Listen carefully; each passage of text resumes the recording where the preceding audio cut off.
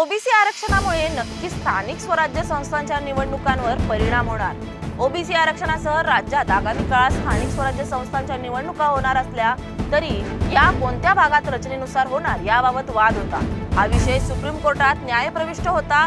अखेर याबाबत सुप्रीम कोर्टाने महत्त्वाचे आदेश दिले आहेत। मात्र याचा थेट परिणाम स्थानिक स्वराज्याच्या निवडणुकांवर होणार असल्याचे चित्र सध्या पाहायला मिळत आहे। याविषयी एक स्पेशल रिपोर्ट।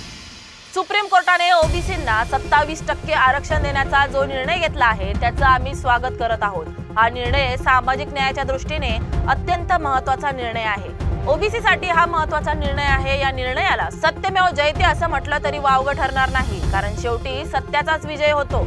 ओबीसी आरक्षणाच्या विरोधामध्ये काही लोकांनी याचिका दाखल केल्या होत्या। न्यायालयाने दिलेला हा निर्णय स्वागतार्ह आहे।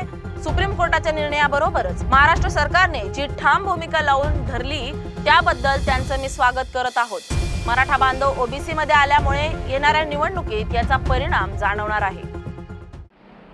सुप्रीम कोर्टानं काल जो काही ओबीसींना 27% आरक्षण देण्याचा महत्त्वपूर्ण निर्णय काल जाहीर केलेला आहे किंवा त्या ठिकाणी तसा निकाल दिलेला आहे, हा निर्णय म्हणजे सामाजिक न्यायाच्या दृष्टीनं अतिशय महत्त्वपूर्ण असलेला निर्णय।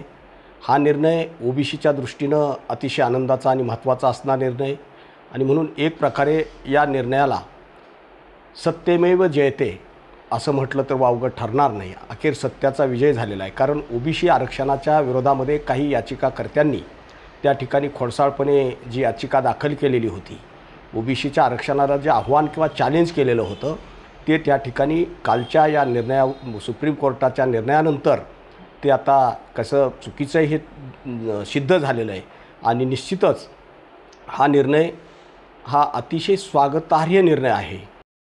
गेल्या अनेक दिवसांपासून स्थानिक स्वराज्य संस्थांच्या निवडणुका लांबीवर पडल्या होत्या। त्यातच मराठा समाजाला ओबीसी मध्ये समाविष्ट केल्यामुळे मराठा समाजामधील लोक आता ओबीसी मधून निवडणूक लढवतील। त्यामुळे यामधून जाती समीकरणे पाहायला मिळतील। विशेष म्हणजे मराठा समाजाचे ओबीसी मध्ये समायोजन झाल्यामुळे या निवडणुका रंगतदार होतील। निवडणुका या जातीपातीवर न होता या विकासाच्या मुद्द्यावर व्हाव्यात। मुद्द्यावर गेली 4-5 वर्षापासून निवडणुकीला स्थगिती दिली होती। हे न्यायालयीन प्रकरण असल्यामुळे अनेक स्थानिक स्वराज्य संस्थेच्या निवडणुका लांबणीवर होत्या आणि त्याच्यानंतर मध्यंतरीच्या काळामध्ये मराठा समाजाला ओबीसीमध्ये समाविष्ट केल्यामुळं आता या निवडणुकीमध्ये ओबीसीमधून हे मराठा समाजामध्ये देखील सुद्धा तरुण आता नवीन काही होतकरू तरुण लढणार आणि ओबीसीही लढणार। खरं तर ह्या निवडणुकीमध्ये जातीय समीकरण खूप वेगळी चित्र दिसणार आहेत। आता ओबीसीमध्ये मराठा समाजाचा पहिल्या वेळेसच समावेश झाल्यामुळं आता ओबीसीमधून मराठा समाज देखील तिथं लढणार। हा जो निर्णय आहे तो 2017च्या निर्णयाला धरूनच हा निर्णय घेतलेला आहे। याचा परिणाम फक्त मराठवाड्यात जाणवेल जे लोक मराठा म्हणून कुणबीमध्ये गेले आहेत। यांना याचा लाभ मिळणार आहे। जे तरुण निवडणूक लढणार आहेत त्यांनी ही निवडणूक जातीपातीवर न घेता ती विकासाच्या मुद्द्यावर घ्यावी व नेत्यांचं ऐकून ही निवडणूक लढू नये।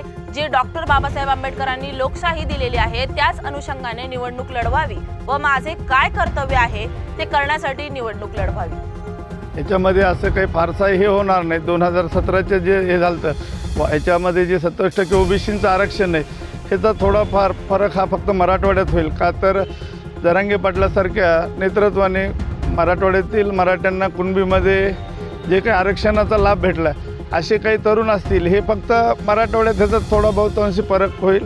पण जे जातीय समीकरण आहे हे जास्त काही असं एवढं मोठं फरक पडणार नाही किंवा हे होणार नाही। फक्त एवढीच एक विनंती की नवतरुणांना की हे नेते काहीतरी आपल्याला भडकवत आहे, ह्या भडकवण्याच्या मागे जाऊ नका। जी डॉक्टर बाबासाहेब आंबेडकरांनी लोकशाही दिलेली आहे ह्याच्यामध्ये कुठलाही व्यक्ती निवडणूक लढू शकतो।